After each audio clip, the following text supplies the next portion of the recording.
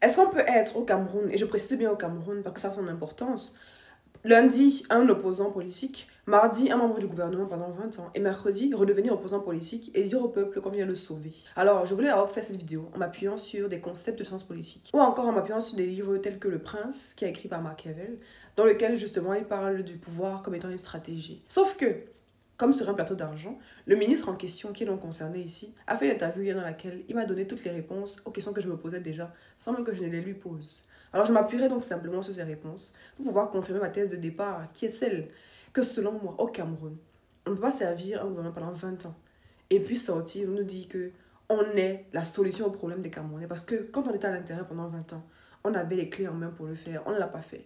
Et ce qu'on n'a pas pu faire en 20 ans, on ne peut pas le faire en 7 ans. Premièrement, pour ceux qui ne le savent pas, et ça, n'était pas un ministre comme les autres. Il a été ministre de la communication et porte-parole du gouvernement. Lorsque la crise anglophone a commencé, il a été celui qui, au nom du gouvernement, a commencé par dire que la crise anglophone n'existe pas. J'avais dit effectivement qu'il n'y avait pas de problème anglophone pour la bonne et simple raison que dans mon esprit, il s'agissait de problèmes de routes brisées, des écoles qui manquent, des ponts qui manquent. Je dis ce problème est commun sur l'ensemble de la nation. Et je trouve que ça, c'était insultant. Et c'est peut-être l'une des raisons qui a fait en sorte que cette crise s'aggrave. C'est peut-être l'une des raisons. Ensuite, ce monsieur-là n'a jamais fait une phrase, pendant qu'il était ministre de la Communication, sans remercier le président Paul Biya. À toutes ces phrases, je remercie le président. Le président m'a fait l'honneur. Président, ok, c'est très bien. Mais comment est-ce que le même président qu'on a glorifié pendant des années, on peut aujourd'hui nous dire que c'est lui le problème? Lui, il sait ce qu'il faut, il sait ce qu'il doit être à chaque instant. Quelqu'un qui est capable de trahir son maître, son chef, son père, celui qui a tout donné, celui qui est le soleil et qui brille pour tout le monde. Comment est-ce qu'il ne pourrait pas trahir le peuple que nous sommes? On a quel lien, lui et nous? Aucun. Ensuite, la dernière fonction qui a été occupée par le ministre Issa Tchouan Bakary a été celle de ministre de l'Emploi, de la formation professionnelle. C'est-à-dire qu'il était en charge de trouver des solutions pour que les Camerounais, en l'occurrence les jeunes, aient de l'emploi. On lui demande donc dans cette interview, monsieur le ministre, vous devenez président. Que ferez-vous pour la jeunesse qui est aujourd'hui majoritaire au Cameroun? Les jeunes aujourd'hui sont confrontés à une difficulté énorme, la difficulté du chômage. Beaucoup de jeunes aujourd'hui sont détenteurs de parchemins universitaires, malheureusement, qui ne leur ouvrent pas les portes de l'emploi. Cela simplement parce qu'ils n'ont pas de métier. Ils n'ont pas de métier parce qu'ils ne sont pas formés.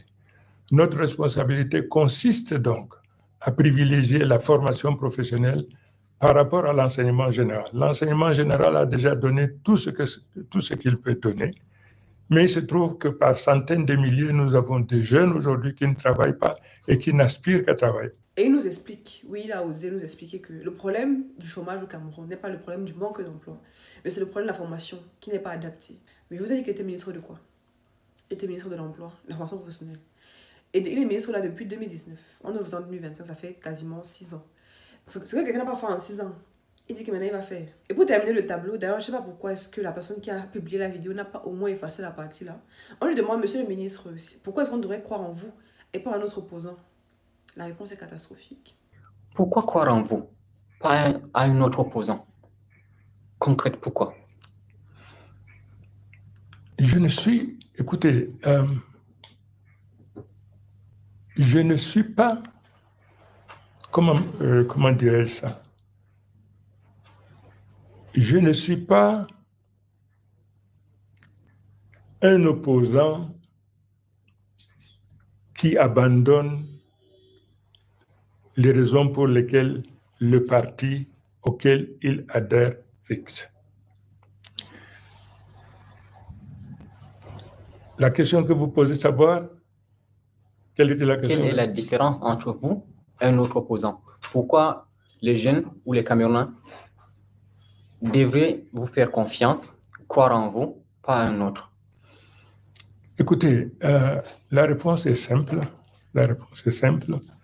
C'est que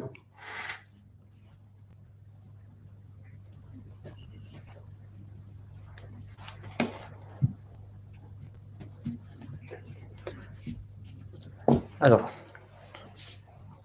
on a Stitch, connexion. Attendez, s'il n'a pas repris, je n'ai pas bien compris votre question. Ma question, c'est que, pourquoi croire en vous, pas à un autre opposant? Quelle est la différence entre vous et d'autres personnes?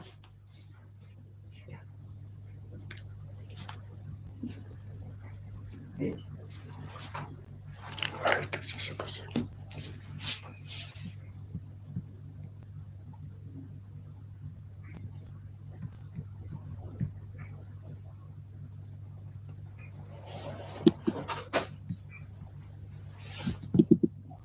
Comme vous le voyez, il a d'abord du mal à aligner ses phrases. Il a du mal à nous expliquer.